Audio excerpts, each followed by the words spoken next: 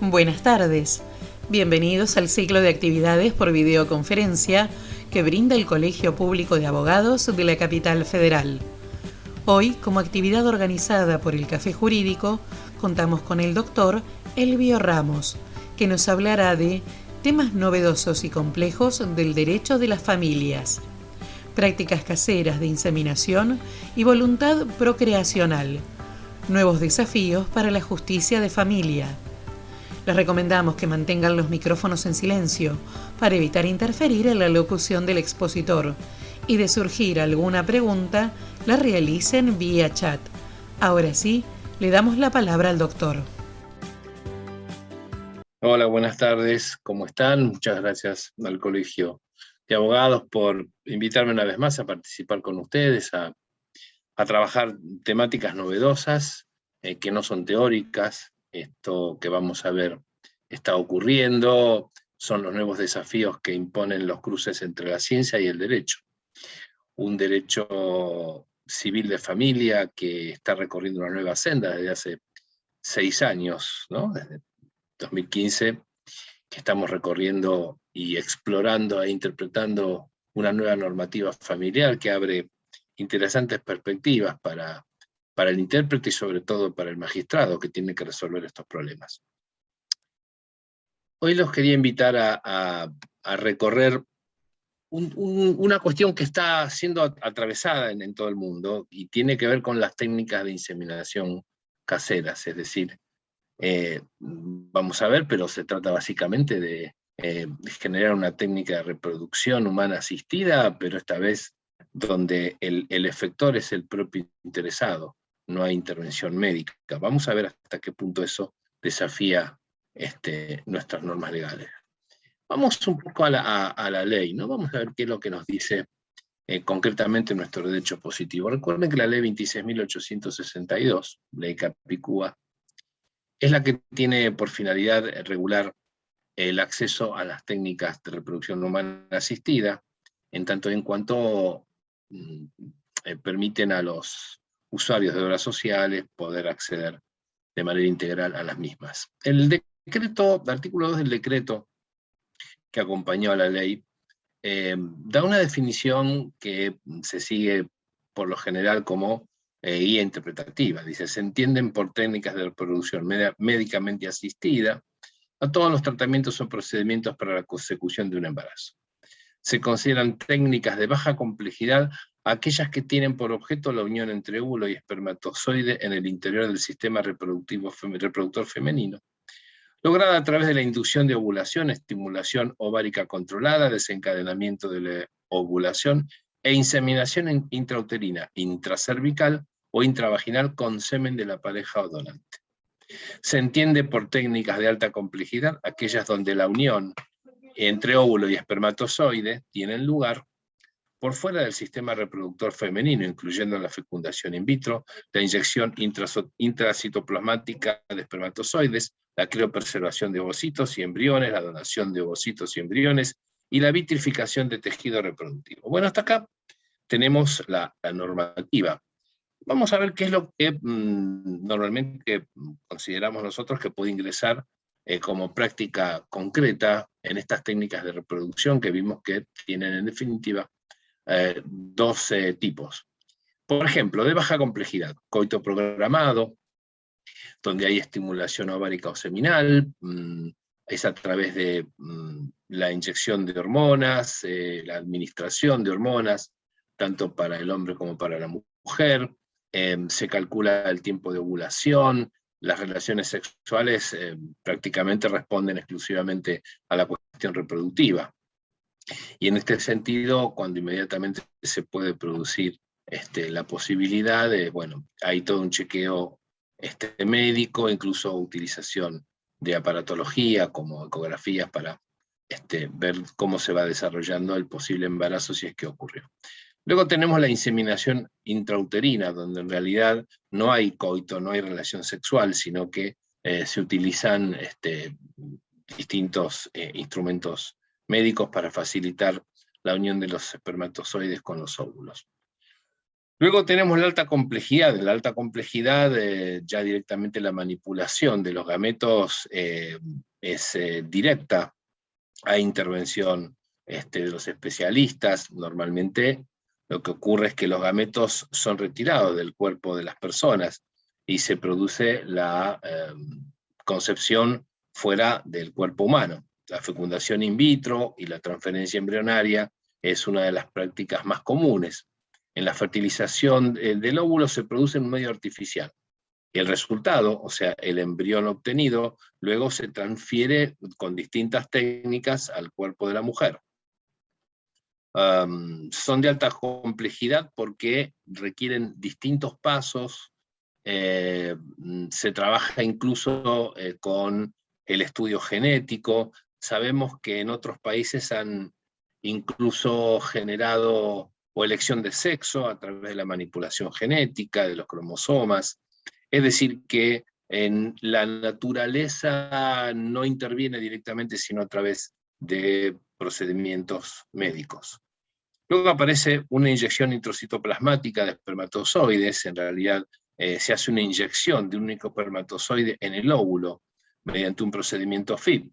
Si ustedes alguna vez han visto algún video sobre eso, ven cómo de alguna forma se perfora el óvulo con una cánula muy diminuta y se introduce el espermatozoide, y ahí se puede ver a través de la utilización de microscopios muy sensibles cómo ocurre la fecundación y cómo ocurre la división celular que inmediatamente ocurre en lo que nosotros conocemos como etapa presingámica, es decir, en ese bombardeo de comunicación de cromosomas entre el óvulo y el espermatozoide. En este sentido, en la inyección intracitoplasmática, directamente se coloca el espermatozoide dentro del óvulo. Luego tenemos técnicas de recuperación de espermatozoides. Acá se utiliza técnicas para mejorar la eyaculación. Suele ocurrir que tenemos problemas con la motilidad de los espermatozoides, o tenemos lo que se llama oligospermia, es decir, muy pocos espermatozoides, y en consecuencia se utilizan distintas técnicas para una mejor estimulación de la producción de espermatozoides, y luego su extracción se hace a través de distintas técnicas. Bueno, sabemos también de la criopreservación de gametas y embriones. En este sentido, normalmente es el semen que se congela. Tiene distintas motivaciones la congelación del semen. En algún caso se hace para evitar repetir una operación tan compleja como las técnicas de recuperación de espermatozoides. También cuando el paciente tiene una enfermedad terminal que sabemos que en el corto plazo va a generar directamente su esterilidad. En este caso, si la patología va a afectar la fertilidad, entonces lo aconsejable es extraer semen y congelarlo. También puede hacerse con los óvulos, ¿no? Y puede ocurrir que nosotros tengamos, luego de una hiperestimulación ovárica para obtener una buena concepción, que sobren óvulos. En ese caso también la cantidad excedente de óvulos se pueden guardar.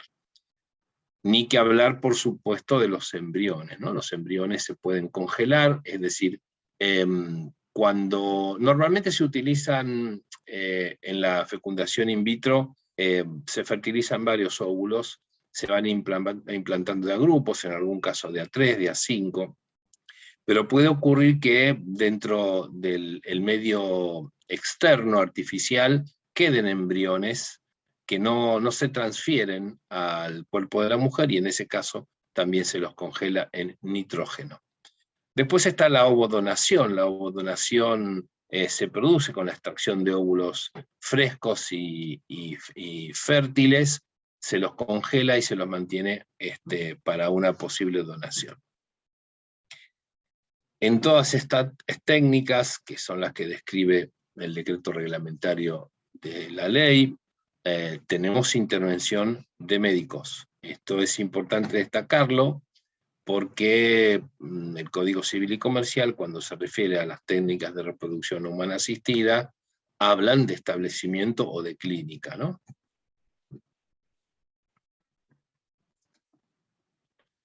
Bien.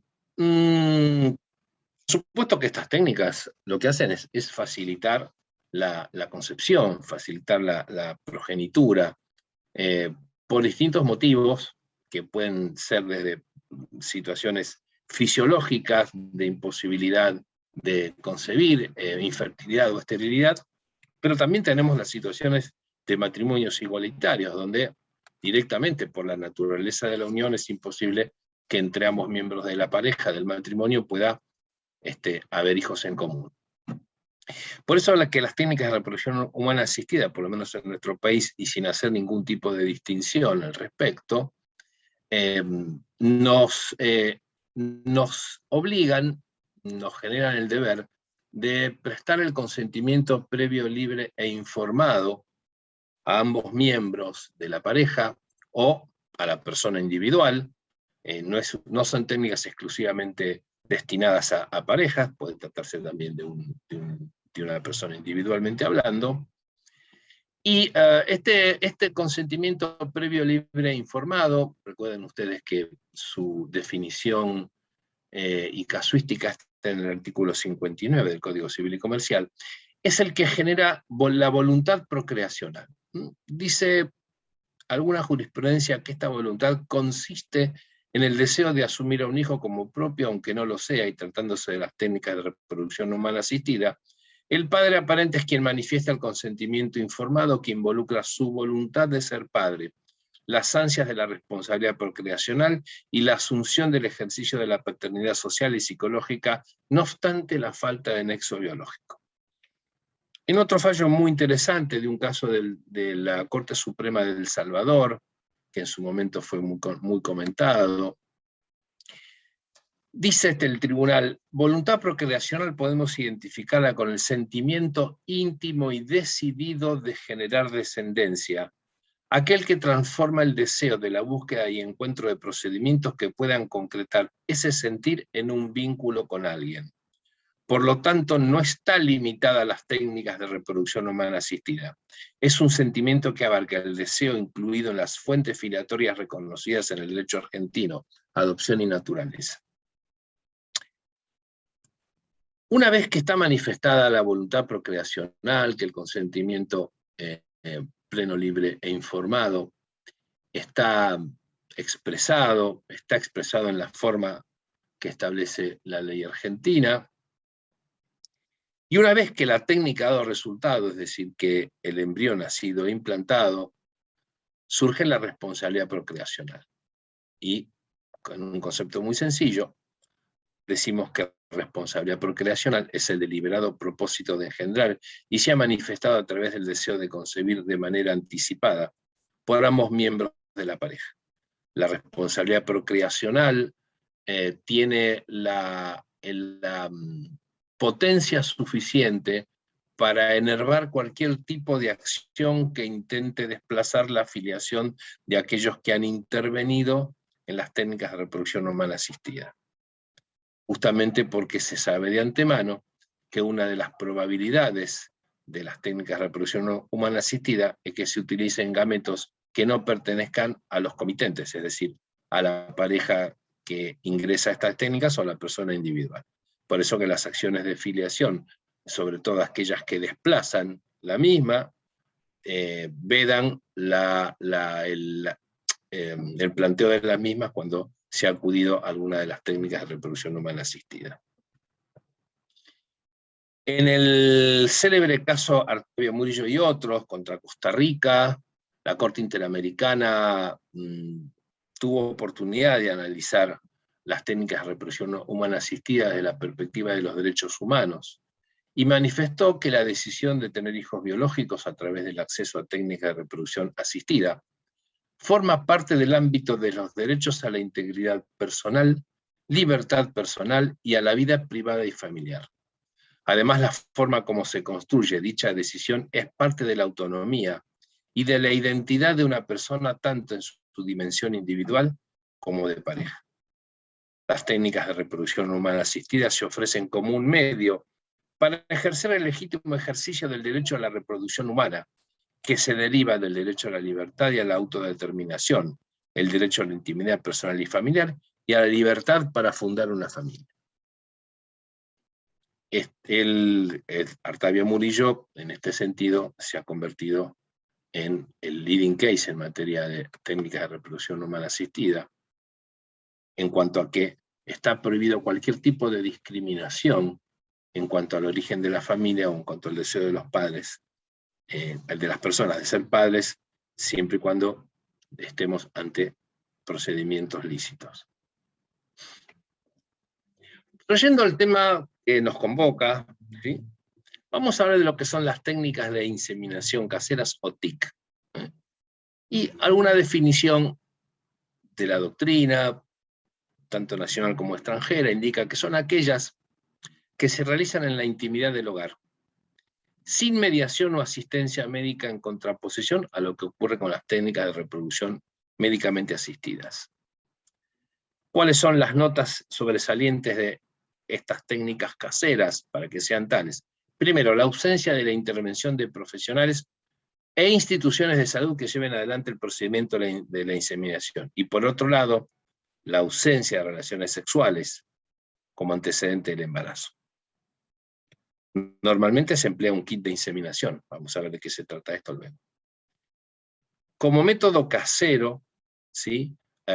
Se obtienen las mismas posibilidades que el embarazo por relaciones sexuales.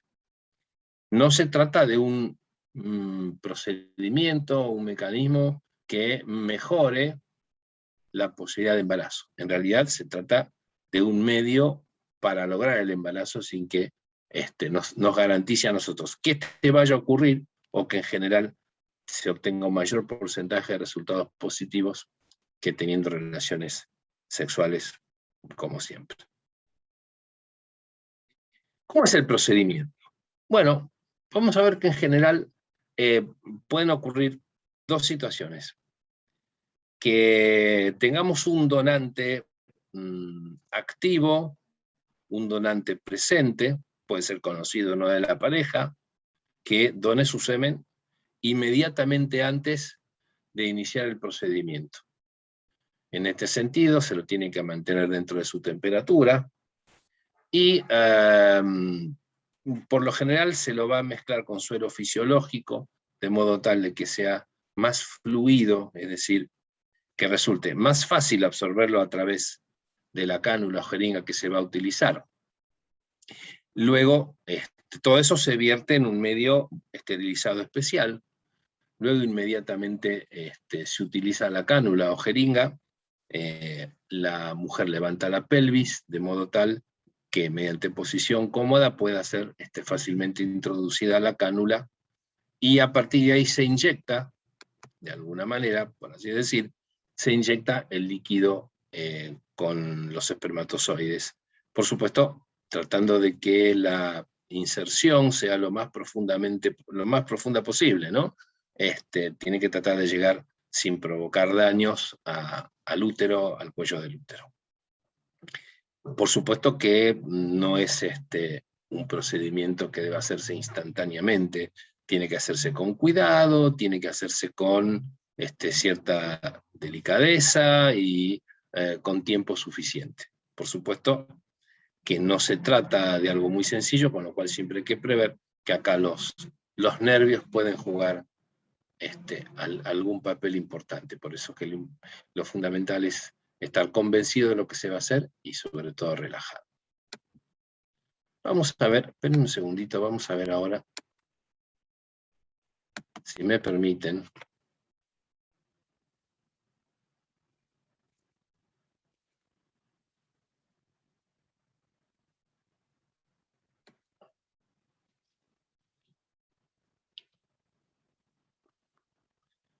Vamos a ver un video.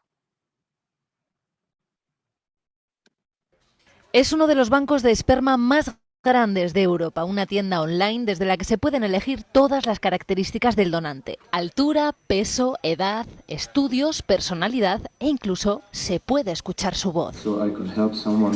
Hacemos la compra del esperma y en tan solo 24 horas nos llega este tanque de nitrógeno. Las dos muestras vienen congeladas y las tenemos que sacar para que descongelen durante al menos 20 minutos. Además del libro de instrucciones viene todo el material necesario para la inseminación en casa. El siguiente paso sería sacar la jeringa de la bolsa. Solo queda proceder a la inseminación. Hablamos con el director de esta empresa en Dinamarca, que nos cuenta quiénes son sus principales clientes. La mayoría son parejas heterosexuales en las que el hombre es infértil. Después está el grupo de las mujeres solteras, que representan un 50% de las demandas.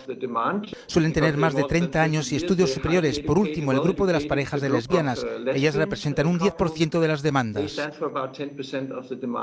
Aunque en Dinamarca sí es legal, en nuestro país solo las clínicas de reproducción asistida están autorizadas a comprar esperma y a elegir el adecuado para la receptora. En ningún caso estos trámites los puede llevar a cabo un particular. Por ejemplo, tiene que verificar que esa persona es mayor de edad y posiblemente en ese banco no verifican, no tienen forma de demostrar que no es comprado por un menor, y en ningún caso se puede hacer en un domicilio, porque hace falta unas condiciones de higiene y condiciones técnicas para poder asegurar que todo es correcto. ¿Qué pasaría con una persona que tiene una enfermedad psiquiátrica grave que es rechazada de un centro de reproducción asistida? Esto es una puerta abierta para que diga, bueno, no me lo tratan, pues me lo trato yo, por ejemplo.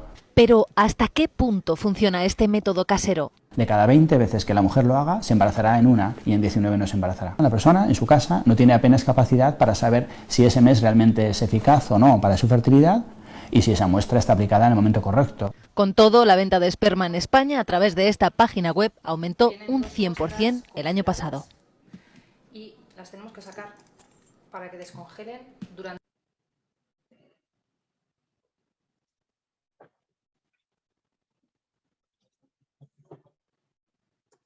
¿Se escuchó bien?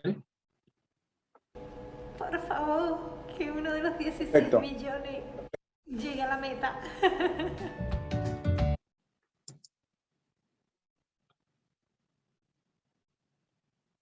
Sí, ahí escuchaban una cola del video, decía que los 16 millones en realidad, en un recuento espermático, el número mínimo óptimo son 3 millones de espermatozoides. A partir de ahí se puede elevar el número para una mejor eficacia del procedimiento.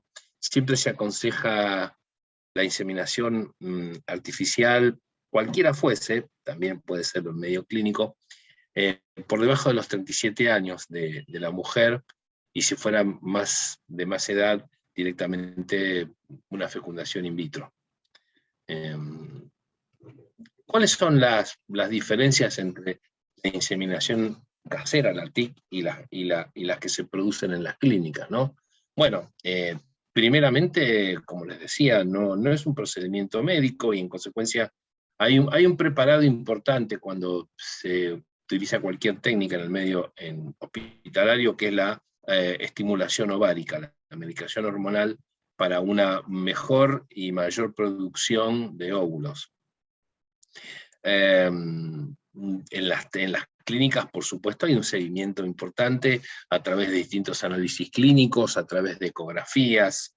Por lo general, el semen que se utiliza en las clínicas es un semen que ha sido, digamos, de alguna manera chequeado en su calidad, ¿no? En su capacidad espermática, y por lo general se tiene mayores datos con respecto al estado de salud del donante. La inseminación casera, insisto, es como cualquier relación sexual. En este caso, el procedimiento es directo, ¿sí? Y como les decía antes, no hay una mayor eficacia por la utilización de estas técnicas. Ahora, estas técnicas se utilizan en el país, sí, se utilizan en el país y generan alguna serie de consecuencias. Les voy a proponer un caso para que lo resolvamos entre todos. Es importante que todos opinen, creo que lo tienen que hacer a través del chat, pero les pido por favor que opinen, ¿sí? Que tomen posición, Y colóquense en el lugar de juez que harían ustedes frente a esta presentación. Una pareja de mujeres adquiere un kit de inseminación casera con esperma de donante anónimo congelado, y luego de realizar el procedimiento, una de ellas queda embarazada. Esto en el país, por supuesto, ¿no? Previo a la inseminación, acuden a un escribano donde por escritura pública dan su consentimiento previo, libre e informado del artículo 560 del Código Civil y Comercial, donde manifiestan su voluntad procreacional a fin de que, ocurrido el nacimiento, se inscriba la criatura a nombre de la pareja. Al no estar casadas entre sí, la recién nacida fue inscrita solamente a nombre de la mujer que dio a luz, negándose el registro de estado civil a incluir a su pareja, pues afirma que la escritura carece de efectos. Entonces la pareja se presenta ante la justicia solicitando se incluya en la partida de nacimiento a la otra señora. Les pregunto a ustedes, ¿cuál sería la solución? Me gustaría generar un debate al respecto. Yo voy a seguir atentamente al chat, aunque Juan Pablo también me va a ayudar.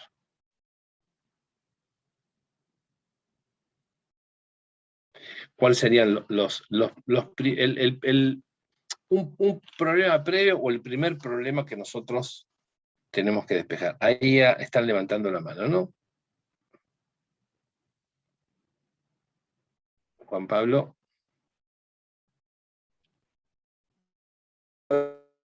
Van a opinar, ya que no podemos abrir los micrófonos, pero sí te puedo pasar, si querés, mientras tanto, una pregunta que nos mandaron mientras van pensando la respuesta al problema. ¿Te parece? Sí, por supuesto, sí, sí. Porque la doctora Elizabeth Mayer mandó hace un ratito 2 preguntas, que podemos aprovechar el momento mientras la gente piensa la respuesta del problema, que se pueden donar los óvulos que no se utilizarán de una mujer para otra. Si se pueden donar. Claro, de una mujer a otra. Cualquiera. Sí, por supuesto, no. Así como se dona el semen, también se donan los óvulos. Acá nos preguntan si puede repetir la consigna, por favor, del caso que planteó recién. El caso, básicamente consiste en esto. 2 mujeres convivientes, no están casadas, acceden a un kit de inseminación artificial y hacen todo el procedimiento, y una de ellas queda embarazada. En el caso la intentan las 2, pero una de ellas solamente queda embarazada al primer intento. Antes, como recaudo, porque habían hecho una consulta, van a un escribano y describen lo que van a hacer, describen el producto que compraron, las certificaciones de calidad, el origen, etcétera, la adquisición legal, también se lo pidió otro país. Todo esto el escribano lo certifica y en consecuencia ambas expresan su consentimiento previo, libre e informado a someterse a las mismas, aceptando entre ambas el hijo o la hija que puede nacer y que van a tener como progenitoras a las 2. Bueno, al tiempo, una de ellas da luz, inmediatamente se inscribe la criatura a nombre de la que dio a luz, ¿verdad? Y reclaman que la pareja también sea anotada como comaternidad, como comadre, a lo cual el registro civil dice, presentan por supuesto la escritura ante el registro de Estado Civil y Capacidad, y dice, bueno, miren, en realidad, y tampoco podemos inscribirla como no son matrimonio. Si fuera matrimonio, tal vez la presunción de legalidad de filiación matrimonial podría aplicarse. En consecuencia, rechazan el pedido, y entonces esta pareja interpone una acción judicial para que se incluya en la partida de nacimiento a la señora que no dio a luz, y entonces haya una comaternidad. Entonces la pregunta es, ustedes como jueces, ¿qué resolverían? Acá tengo ya 2 opiniones que fueron llegando. La doctora Claudia Moncalvo dice que el juez debería ordenar la inscripción con las 2 mujeres como progenitoras, ya que la escritura sí tiene validez como expresión de voluntad procreacional, y el estar casadas o no es irrelevante, según ella. ¿Y cuál sería la base legal sobre la cual consideramos? Porque una primera... Bueno, no importa, vamos, lo tenemos en cuenta y vamos recabando otras opiniones. Perfecto, entonces, una primera solución es que el registro se tiene que hacer lugar a la acción. Podríamos decir que se trata de una acción de amparo, o ya es una acción, una medida autosatisfactiva, etc. Y hay que hacer lugar porque... ¿cuáles serían los derechos comprometidos? Esta es otra pregunta clave que es importante que analicemos, ¿no? Acá tengo dos opiniones más para ir pasando. Bien. La doctora Marianela claro. de Sáez coincide con la doctora Moncalvo en cuanto a que el juez debería ordenarlo que se haga lugar a la acción, ¿sí? Y la doctora Clara Freckman dice que entiende que el consentimiento informado de la madre que no procreó y por lo tanto no aporta material genético no es válido a esos efectos. Bien. No sé si es mucho pedir, pero sería importante si de alguna forma podemos hablar de los derechos involucrados en esto, ¿no? No quiero darlo por supuesto, puedo imaginar a qué se refiere cada uno de las colegas que opinaron, pero me gustaría explicitarlo en este sentido. Esto Vamos hace luego... Le preguntaría a la doctora Montalvo o a la doctora de Sáez cuáles son los derechos. La doctora Freckman dice que se refiere al derecho a la identidad. Bien. Y la doctora Elizabeth Mayer agrega una pregunta sobre este tema. En caso de que la mujer tenga pareja, ¿puede firmar consentimiento sola para no tener que tener autorización o donación en caso de separación? No entendí.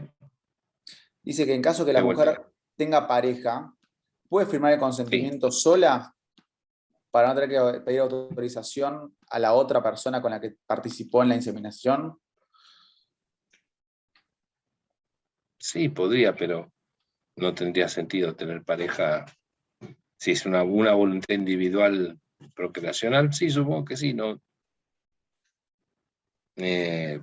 Suena raro, pero bueno. Por ahora el único derecho entiendo a qué se refiere, ¿no? Sí, alegaron Sí. pruebas frente al derecho a la identidad, como le decía antes, doctor. No han llegado más comentarios. Parecería que no alcanza, ¿no? Con eso.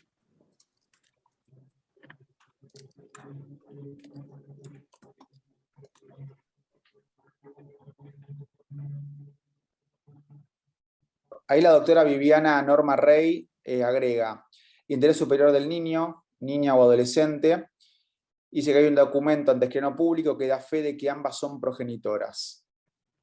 Y la doctora Maricela agrega los derechos del niño nacido. Claro. Bien.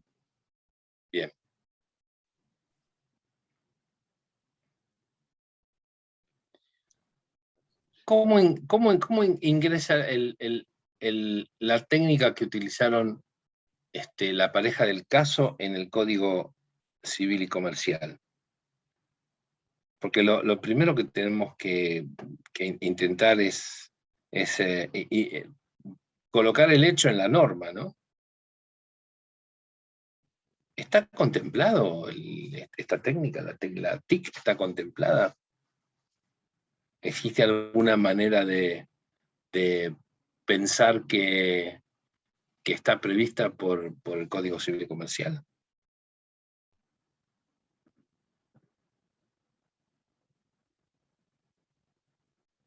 Acá la doctora Claudia Moncalvo agrega que es una creación pretoriana aplicando analógicamente las normas de las técnicas de reproducción humana asistida, el artículo 560 del Código Civil y Comercial y siguientes. Mientras que la doctora Clara Freckman también agrega que no está contemplada esta situación en el código. Claro, correríamos el riesgo de crear una nueva figura a través de la jurisprudencia, ¿no? Una nueva figura legislativa, introducir un caso dentro del Código Civil, bueno, y eso parece ser prerrogativa del legislador, ¿no?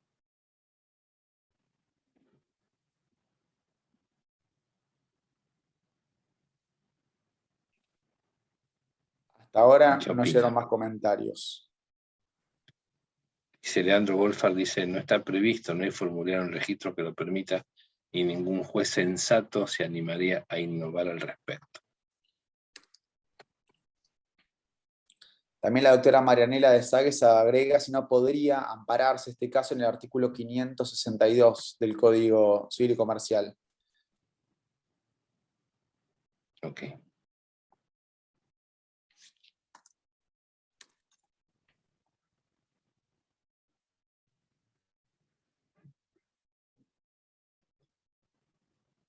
¿Dónde debe receptarse el consentimiento previo, libre e informado?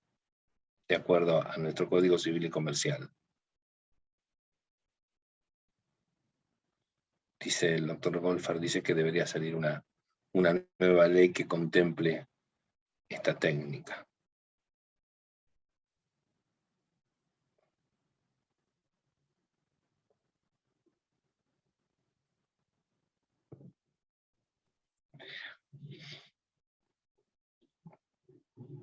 Nosotros circunscribamos el marco de discusión dentro de lo que el Código Civil y Comercial establece como técnica de reproducción humana asistida, ¿no? Y está claro, incluso en la propia Ley 26.862, que hay intervención médica. Yo no sé si es porque no se imaginaban esta posibilidad. El video que vimos es del 2015. Y esta empresa dinamarquesa, si mal no recuerdo, desde la década del 80 está trabajando con estos kits. Digamos que no es una situación novedosa, no es una técnica descubierta post-2015, sino que era previsible. Podríamos también hablar de la maternidad subrogada, que fue específicamente ignorada por el Código Civil y Comercial. En este sentido, podríamos decir que la técnica de inseminación casera ha quedado fuera de la previsión legal porque no es del agrado del legislador. En cuanto al derecho a la identidad, el derecho a la identidad está garantizado porque el niño fue inmediatamente inscripto apenas nació, a nombre de la mujer que dio a luz, que por otro lado comparte un nexo biológico. Si no hay una ley al respecto, ¿qué debería hacer la pareja de la señora que dio a luz? Acá hay un par de opiniones más que las puedo agregar también al debate. Sí, todo. Acá la doctora de Sagues dice, si el problema no es que el artículo 562 habla de hombre y mujer, y que por ese motivo se podría rechazar, que cree que debería hacerse extensivo la aplicación a este caso. Por otro lado, la doctora Mayer dice que debería haber una ley para este tipo de casos porque hay muchos grises en este punto. Y la doctora Marta Agustina García Pacheco dice que cree que solo podría verse este caso por medio de la adopción, aunque no esté tan previsto. Bien, una solución estaría dada por la adopción, ¿no? En este caso podríamos hablar de adopción de integración.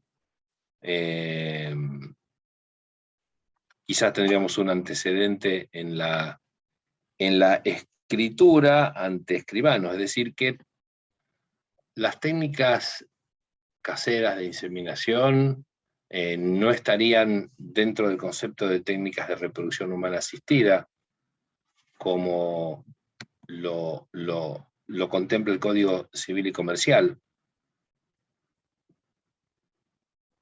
¿O no? Admito que puede haber una tensión. ¿Cuál sería la tensión entre el derecho y los derechos? entre el derecho, lo digo, entre el derecho positivo y los derechos fundamentales. Así como la pareja comitente se asesoró con relación a los pasos previos que tenían que llevar adelante, la escritura, por ejemplo, y por supuesto la adquisición de un kit de inseminación, también por otro lado estaban informadas de que, o deberían haber estado informadas de que en principio el sistema civil argentino no tenía previsto la inseminación casera. ¿No habría un poco de la teoría de los actos propios, donde utilizan una técnica no contemplada y quieren obtener resultados jurídicos cuando la norma no lo contempla? Digamos, no deberían soportar las consecuencias de su propia imprevisión o su desafío al derecho positivo. Pregunto.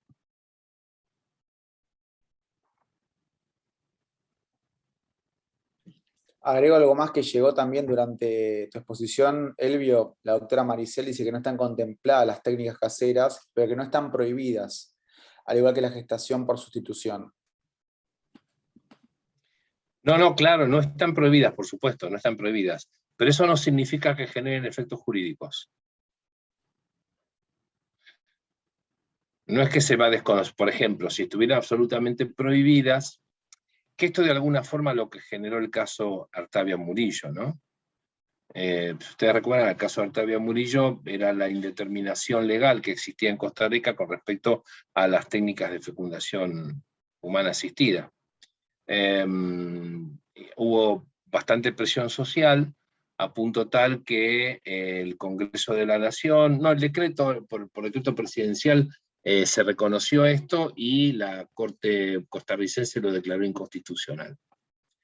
Por distintos motivos, uno de los cuales tenía que ver, por supuesto, con la manipulación del embrión, los derechos de la persona por nacer. Bueno, sabemos que la Corte Interamericana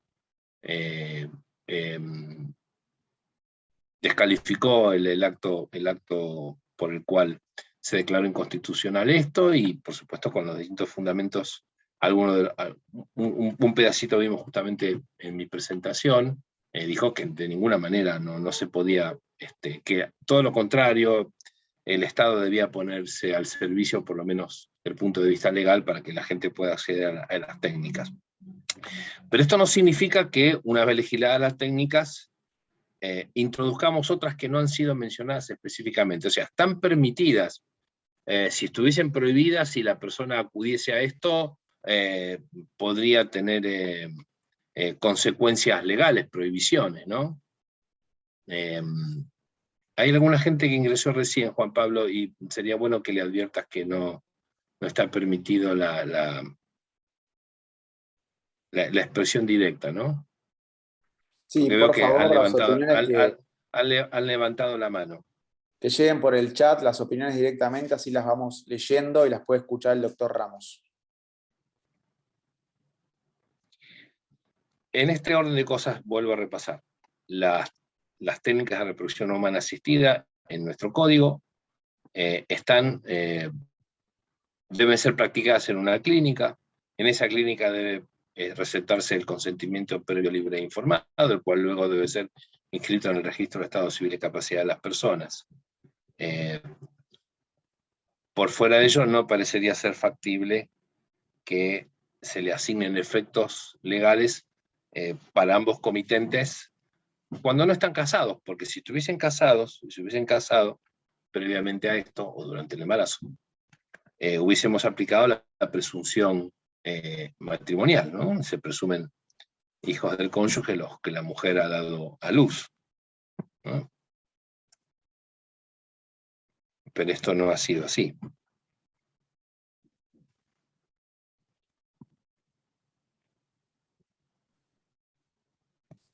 Por ahora no lleva ninguna opinión nueva, Doc. Si quiere seguir, no hay problema. O si no, esperamos un poquito más, como usted desee. No, a ver, lo interesante, esto no es es un café jurídico, hagamos de cuenta que estamos en una mesa de café, ¿no? Entonces yo tiro yo sé que limita bastante esto de que no puedan intervenir directamente, entiendo la norma de la casa, pero en lo posible, bueno, hagamos de cuenta que estamos justamente en un café, esto no es una clase en el sentido estricto, ¿no? Es un disparador para poder nosotros reflexionar acerca de situaciones que se están dando actualmente y que deben ser resueltas. Primero, que los colegas van a ser los que hagan las presentaciones ante los tribunales y deberán tener argumentos suficientes para convencer al juez de que la petición es posible, ¿no? Y segundo, los jueces hacer un esfuerzo interpretativo para tratar de cubrir, de generar la mayor cobertura posible para los derechos que están en juego, ¿no? Estos, por supuesto, sin vulnerar la ley. Incluso les diría más. Aun cuando nosotros intentemos buscar un fundamento positivo a la admisión de estas técnicas, con base en las convenciones internacionales, tampoco en principio lo encontraríamos. Artavia Murillo no se refiere directamente a esto, aunque sí promueve que el Estado genere la plataforma jurídica necesaria para que la gente pueda llevar adelante estos deseos de ser padres cuando la ciencia médica genera los dispositivos necesarios. Acá, insisto, estamos hablando de la libre determinación de dos personas que asumen el riesgo de que sus deseos no puedan materializarse porque han ingresado a una situación de un vacío legal. Por eso decía, nos colocamos en el lugar de jueces y tratamos de resolver el problema por esta vía, ¿no? Como un ejercicio de especulación, pero por otro lado que puede suceder. Y además yo creo, y esto lo digo con cierto viso de realidad e información, de que va a haber cada vez más la utilización de técnicas de inseminación caseras. Más aún les digo, va a ocurrir lo que se llama coparentalidad. Por un lado, esto de dos personas tienen un hijo en común, pero cada uno de ellos ejerce de manera unilateral la responsabilidad parental. En este caso, como conversaba la otra vez con alguien, sería algo así como un condominio sobre un hijo, donde tienen el derecho de propiedad pro indiviso sobre el derecho de progenitura pro indiviso sobre la misma criatura. Pero también está sucediendo los acuerdos en los cuales, mediando relación sexual, el varón se disocia absolutamente de cualquier responsabilidad, y esto queda documentado. Vamos a un escribano y decimos, bueno, vamos a tener relaciones sexuales a los efectos de que la señora quede embarazada, y es voluntad del señor y de la señora que expresamente el señor de ninguna manera tenga responsabilidad sobre, en el futuro, derecho alguno y responsabilidad alguna sobre el hijo resultante. Elvio, acá llegaron Sí. más opiniones. La doctora Soledad Vicente Reparás dice: hola Doc, hay cosas que pueden suplirse en el caso de las TIC, el CI, por ejemplo. El punto que a mí me preocupa es el resguardo del derecho a la información del nacido, y que todos los casos judicializados han puesto la mirada en salvar la TIC y el CI, y ninguno ha prestado atención al resguardo de esa información. Bien, sí. Acá eso es otro tema. Ese es otro tema muy importante. Tiene que ver justamente con los precedentes, que ahora los vamos a ver. Vamos a ver dos casos resueltos jurisprudencialmente. Sí. Hay cuestiones que tienen que ver con la intimidad familiar. Y y además está todo un movimiento, no ha llegado acá, hay algunos planteos, pero no ha llegado acá, acerca de la protección del anonimato del donante, donde en principio todas las legislaciones de derecho comparado, recordemos que nosotros no tenemos una legislación especial en la materia. Nosotros tenemos la ley 26862, que sobre todo obliga a la asunción de la cobertura en las técnicas de reproducción humana asistida, y luego tenemos el Código Civil y Comercial en cuanto a los requisitos para la voluntad procreacional y para luego la responsabilidad procreacional. Pero nosotros no tenemos una ley que instrumente cuáles son las técnicas, cómo se llevan a cabo, quiénes llevan a cabo, qué condiciones o exigencias debe tener la clínica, la documentación. Fíjense que el consentimiento libre, pleno, informado se presta ante la clínica, y ¿quién lo asume? ¿Lo puede asumir un médico certificante? ¿Lo tiene que asumir un escribano? Piensen ustedes que el certificado de parto está firmado por el médico obstétrica, y esto es un documento público suficiente. Bueno, hay una serie de detalles que están ocurriendo, en los hechos ocurren, las clínicas siguen con estas técnicas, siguen todos los días, se hacen TRHA. Y el anonimato está específicamente establecido en nuestro Código Civil y Comercial, aunque aparece como no como un anonimato absoluto, sino que está relacionado a cuestiones vinculadas a futuros daños en la salud. Ahora, el planteo que se está dando en la legislación europea no está únicamente hablando de la conservación de datos del donante anónimo por cualquier consecuencia futura en cuanto a la salud, porque esto ya estaba presupuesto, sino que directamente la identidad y posible reclamación de derechos filiatorios. Porque ustedes me dicen, y tienen razón, en esto sí creo que es razonable el argumento, que está el derecho a la identidad del niño está afectado en esta situación, en tanto en cuanto no tendría en su partida de nacimiento originariamente ambas madres. Si esto ocurriese, imaginemos que las señoras están casadas y la inscripción de nacimiento tuvo lugar, en ese caso, por supuesto, la señora no podría impugnar la paternidad porque sería vinculante para ella el consentimiento previo, libre e informado que hizo en la escribanía, no en la clínica. Esto le daría la posibilidad de negar su propia comaternidad. La pregunta es, ¿y el hijo resultante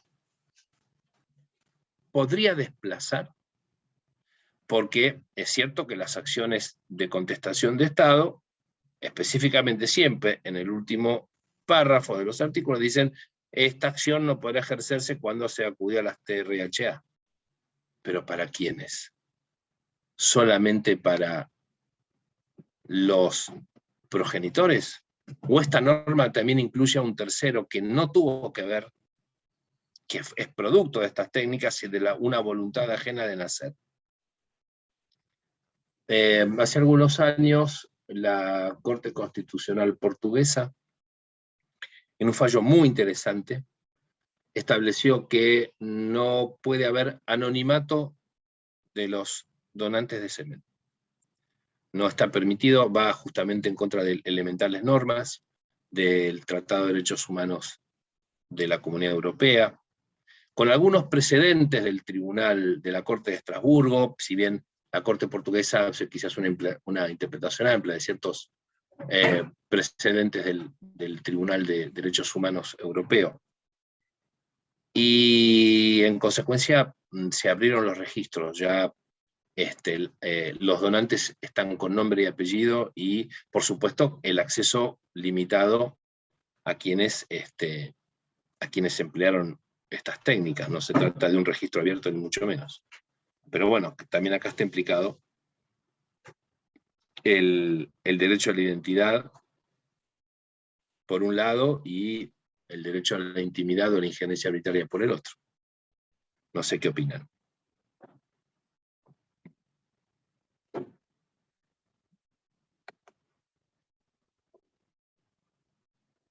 Doc, ¿quiere que agregue dos cosas que llevan antes de que usted siga exponiendo, por si pueden ayudar Sí, al sí, debate sí, sí, también? sí, sí.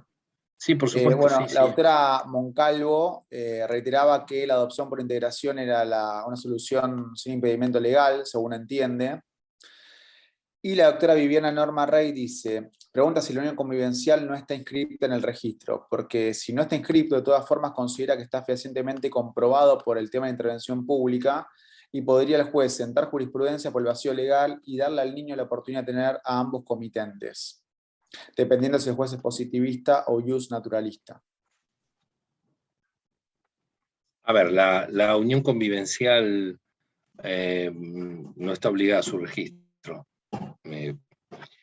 En este sentido, el 512, si mal no recuerdo, dice que es al solo efecto de la prueba. Es verdad que esto no es tan así, pero la registración de la unión convivencial y la registración del pacto convivencial tiene efectos patrimoniales, no tiene efectos en lo que hace a los derechos personales y personalísimos de los convivientes. O sea que nada empece. Es más, podríamos agregar al caso que me inscribieron en la unión convivencial.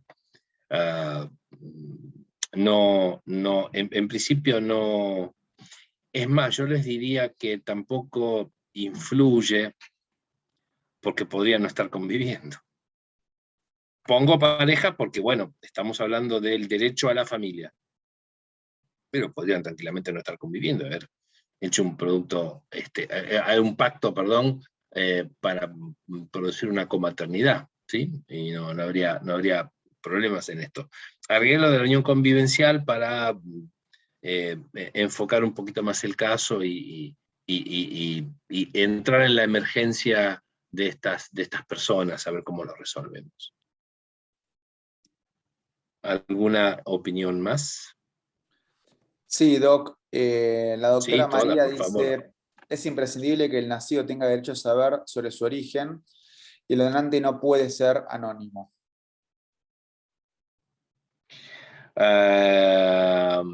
Sí, ocurre que por ahora en nuestro régimen hay un anonimato relativo o un anonimato con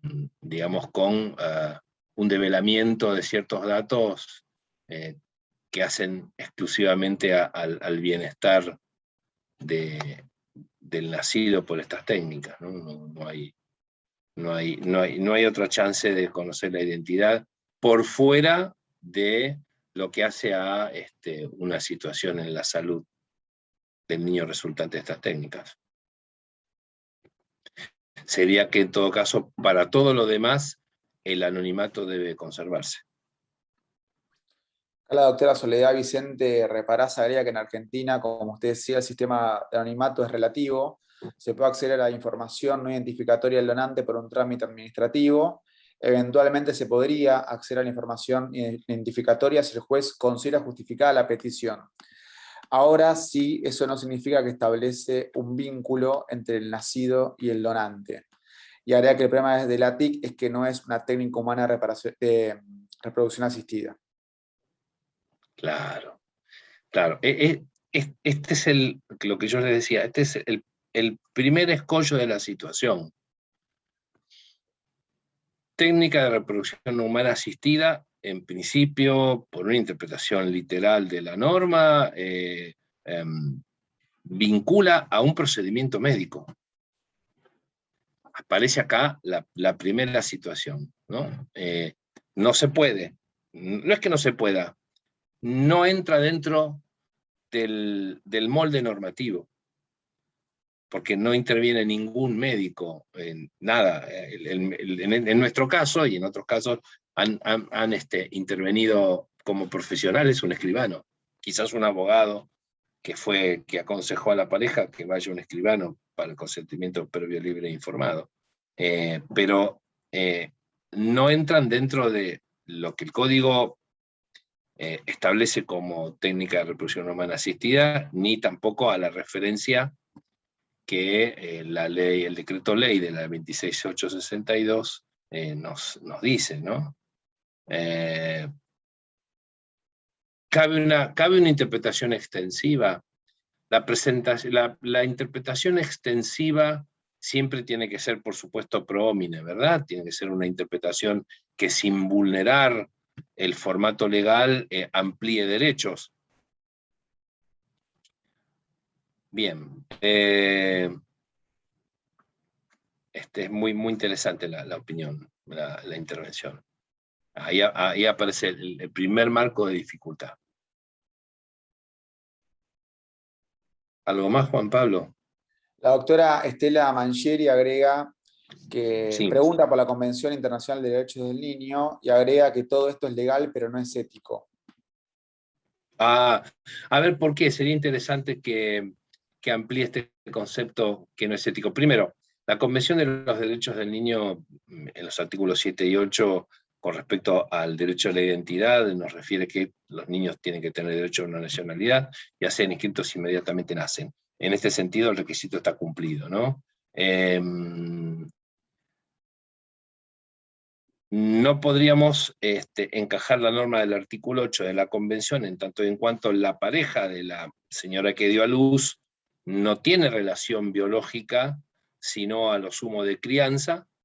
Entonces no entra dentro del derecho a conocer los orígenes, el derecho a los antecedentes. Creo que ustedes saben que el artículo 8 de la Convención de los Derechos del Niño se conoce como la cláusula argentina, que fue introducida por abuelas de Plaza de Mayo, por madres de Plaza de Mayo, en las discusiones del articulado de la Convención de los Derechos del Niño. Y por otro lado podemos decir, como recién dijimos, alguien afirmó ahí bien en la cuestión de la adopción. Ahora, es interesante esto, ¿por qué no sería ético? Es interesante como opinión. Si puede ampliar la idea, sería genial, sería maravilloso. Por ahora no amplió. Apenas lo haga, te informo. Bien, porque es una de las posiciones en general que se discuten y que también están vinculadas a la maternidad subrogada, ¿no? Maternidad subrogada en tanto en cuanto no hay control por parte del Estado, a eso me refiero. Ocurre, el tema es en qué medida tenemos que admitir los efectos. ¿Qué pasa cuando nosotros entramos en situaciones de hecho y pretendemos que estas situaciones de hecho generen efectos jurídicos que el ordenamiento no reconoce? No que prohíbe, sino que no reconoce. ¿Hay algo más, Juan Pablo? Hasta ahora no.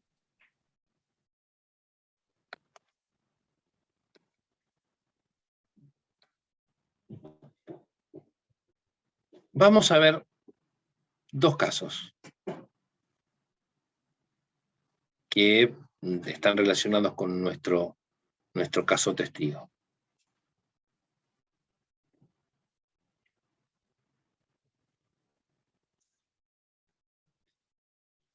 Vamos al caso que resolvió el Juzgado Contencioso Administrativo y Tributario 19 de Cava en 1918 en Federación Argentina de Lesbianas, Gays, Bisexuales y Trans y otros contra el gobierno de la Ciudad de Buenos Aires sobre amparo. En principio este fue un amparo colectivo. Las personas que están involucradas en este fallo en realidad tenían una acción por su cuenta, pero como guardaba el mismo objeto procesal del amparo, se terminó subsumiendo en este. Dos mujeres, junto a la Federación Argentina de Lesbianas, Gays, Bisexuales y Trans, invocando una causa colectiva, iniciaron una acción de amparo a fin que el gobierno de la Ciudad de Buenos Aires y el Registro Civil proceden a inscribir niños y niñas nacidos por TIC, conforme a la voluntad procreacional que expresen sus progenitoras y se declara la inaplicabilidad del capítulo 2, título 5 del Código Civil y Comercial, que se refiere a la afiliación mediante TRHA en cuanto a la intervención de un centro de salud. Serían algo así como TRHA anómalas. Las mujeres se conocían desde 2005 y luego de 10 años se habían casado en la ciudad de Buenos Aires. Después de varios intentos por ser madres mediante técnicas de reproducción humana asistida, decidieron buscar un donante que no tuviese voluntad procreacional.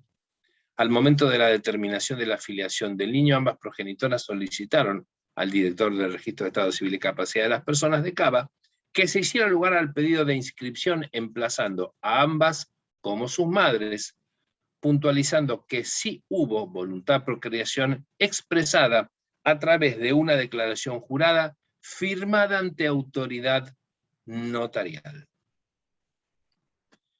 La Dirección General de Registros sostuvo que no se exteriorizó la voluntad procreacional a través del correspondiente consentimiento previo, libre e informado, y que dicha propuesta de manifestación de la voluntad del oficial público del registro no puede suplir la omisión legal que prevé el Código Civil y Comercial, y con base en eso deniega la solicitud de las cónyuges.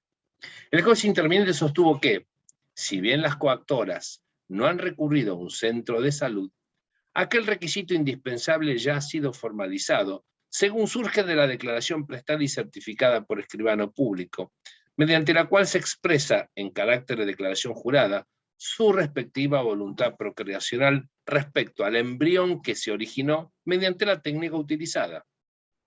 Al ser hijo matrimonial se lo estaría privando de la completa identidad que la presunción legal establece, a la vez que, por otra parte, se estaría obviando que sus madres han prestado el consentimiento previo, libre e informado que requiere el Código Civil y Comercial para los casos de niños nacidos con técnicas de reproducción asistida.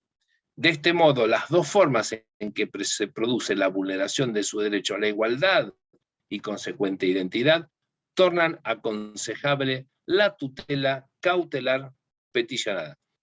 En este amparo, por supuesto, se pide una medida cautelar consistente en que el registro inscriba a nombre de ambas madres mientras se sustancia el fondo del amparo.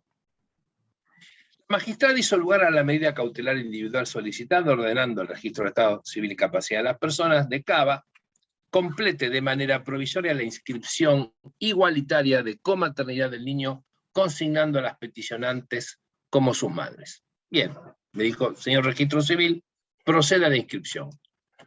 Notificado el Ministerio Público, apeló la medida, alegando que el fuero contencioso no era competente para tratar el objeto del amparo, ya que no se trata de un conflicto registral, sino del reconocimiento de una nueva forma de filiación, cuestión que afectaba el principio del juez natural.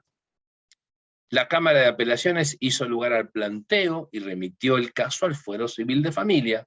No obstante, mantuvo vigente la medida cautelar ordenada por la jueza de grado. Y dijo, de lo expuesto por la parte actora y la normativa citada, surge que el objeto de autos excede la cuestión meramente registral, toda vez que lo peticionado no encuentra sustento en la normativa vigente. En definitiva, se pretende la creación pretoriana de una nueva forma de determinación de la filiación, cuál es la filiación por técnicas de reproducción humana asistida, sin intervención de un centro médico. Por lo que sé, y hasta la fecha, aún no ha habido resolución por parte del fuero de familia al respecto. Si alguien tiene alguna novedad, se agradece. Segundo caso. Este es un caso del Juzgado Civil y de Personas de Salta, es un caso relativamente reciente, pero es exactamente inverso. En 2016, una niña nace por una técnica de inseminación casera y es inscripta como hija de ambas madres.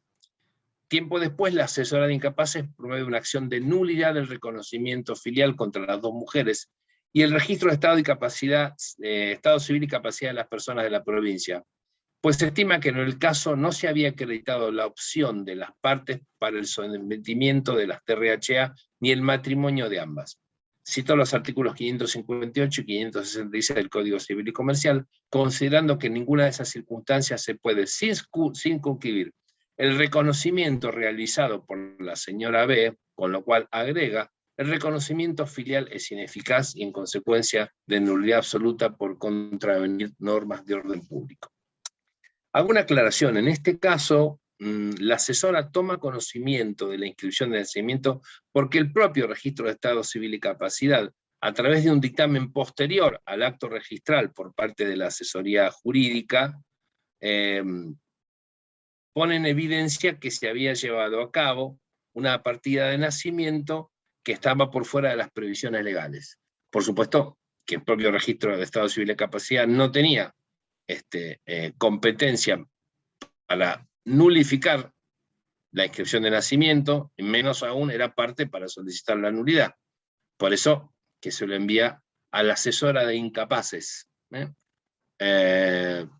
Raro porque tendría que haber agotado la vía administrativa y haberse dirigido directamente a su superior. Pero bueno, la asesora de incapaces recoge el guante y plantea la nulidad. ¿Qué dice la asesora en fundamento? Dice, a los fines de resguardar el derecho de identidad de la menor, se interpone la presente acción para que se declare la nulidad del reconocimiento filial realizado por la señora B y se ordene la correspondiente rectificación en el acta de nacimiento de su asistida. Informa que ese Ministerio Público citó audiencia a las partes sin que hayan comparecido y que de conformidad con lo dispuesto por el artículo 583 Código Civil y Comercial, se procederá a realizar las gestiones necesarias a los fines de procurar la determinación de la paternidad de la niña y su oportuno reconocimiento por el presunto progenitor.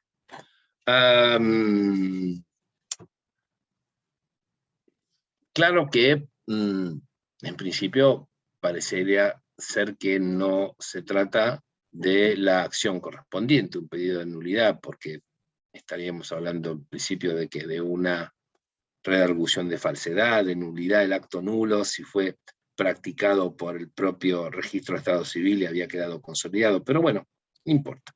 La cuestión que interviene la jueza de familia, ¿y qué es lo que decide?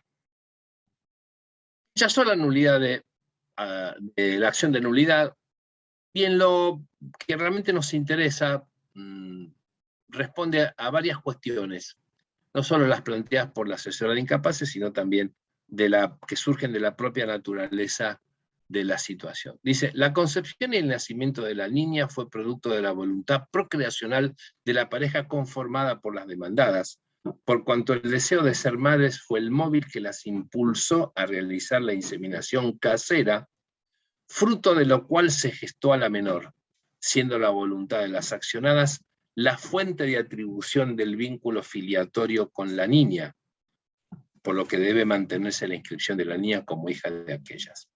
Quiero hacer una aclaración, porque la asesora de incapaces dice va a acudir al recurso del 583 para indagar la paternidad.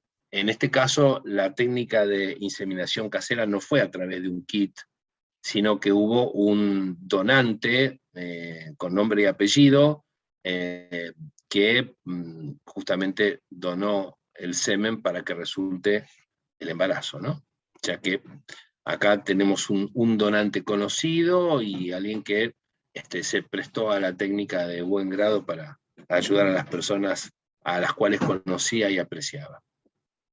Segundo punto. Siendo el fundamento principal de toda decisión el interés superior de la niña, como así también teniendo en miras la voluntad procreacional y el derecho a la vida familiar que tuvieron las demandadas al concebir a la menor, en el caso mediante el uso de una técnica de inseminación vaginal casera, corresponde rechazar la demanda interpuesta por la asesora de incapaces y en consecuencia mantener la inscripción de la niña como hija de aquellas. Luego agrega, obligar a las demandadas a iniciar un proceso de adopción por integración para encuadrar su situación en las normas vigentes constituiría un atropello a la realidad familiar de la niña, pues aquellas han aclarado que la figura jurídica de la adopción no representa el proyecto de familia que desean formar, atento a que resulta acreditado en autos que ejercen la comaternidad de la niña. Bien. Hasta acá la comunicación que quería efectuarles, poner un poquito en crisis el concepto de técnicas de reproducción humana asistida, pero también poner en crisis el concepto de familia y poner en crisis la extensión de la voluntad.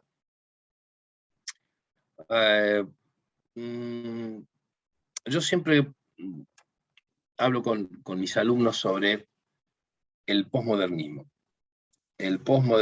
y la ampliación de derechos. Es decir, que los estados estarían prácticamente obligados a reconocer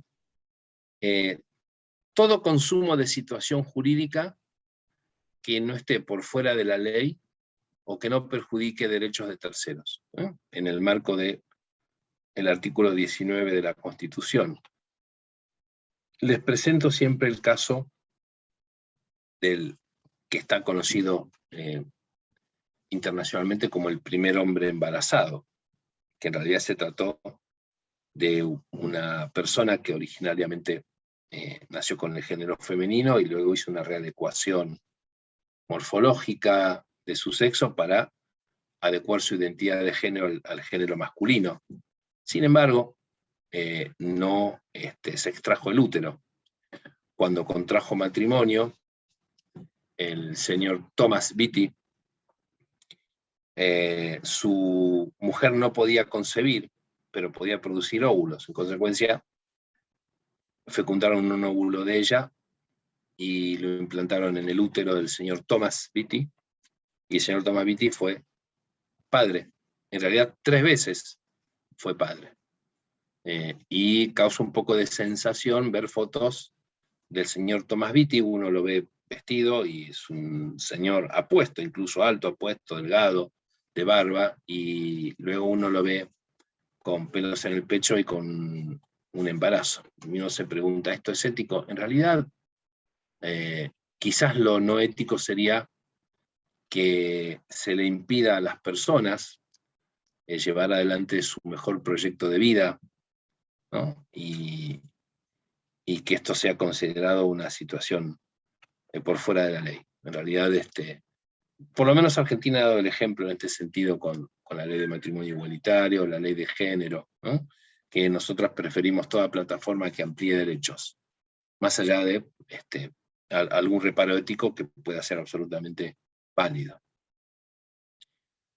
Bueno, no sé si quieren hacerme algunas preguntas, algunos cuestionamientos, alguna opinión sobre los fallos que vimos.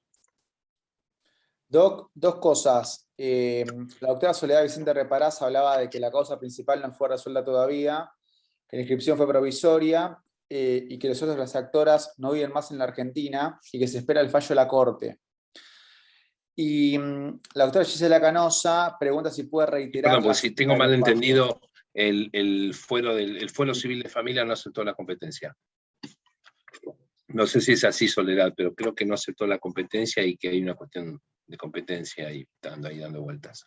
Sí. Sí, justo ahí Soledad agregó que el problema es que acá sí hay una afectación de derechos de terceros. Ese tercero es el nacido. No tener legajo en base de inscripción es una afectación de derechos.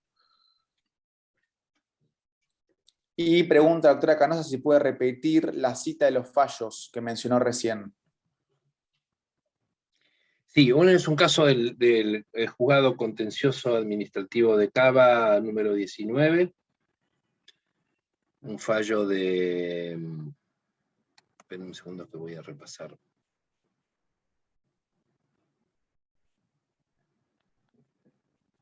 Ese fallo es de 2018.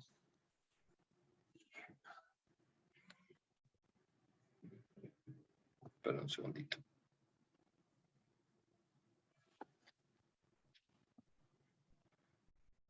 Están publicados, el de Cava es de 2018, sí, está publicado. Está en la diapositiva, no sé si después van a entregar la diapositiva. Y el otro también está publicado, es un caso del 2019, también de Salta. Ese también está localizable en internet sin problemas. Hay otros precedentes más, pocos, pero los hay, pero bueno, estos como que son dos situaciones que en principio están opuestas porque en Cava se admite que hay una laguna y en Salta se admite que la hay, pero se la resuelve, ¿no?